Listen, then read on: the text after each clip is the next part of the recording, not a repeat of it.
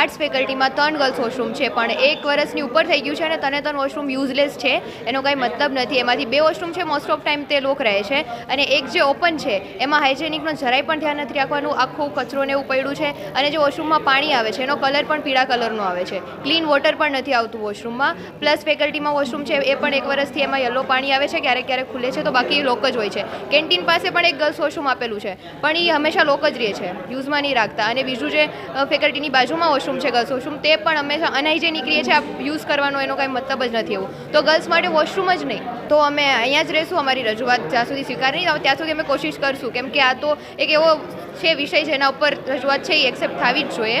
આપણા સૌના ધ્યાનમાં જ છે કે છેલ્લા 4 વર્ષથી અમે આર્ટ્સ ફેકલ્ટીમાં ગર્લ્સ વોશરૂમ બહુ ગંદા છે, અંડર કન્સ્ટ્રક્શન છે, અને અડધા તો બંધ જ છે, અને અડધા સ્ટાફ માટે લોક મારેલા છે. તો આર્ટ્સ ફેકલ્ટીમાં જ્યાં મોટાભાગના બહેનો અભ્યાસ કરતા હોય છે, તો એ ફેકલ્ટીના બહેનો જાય ક્યાં?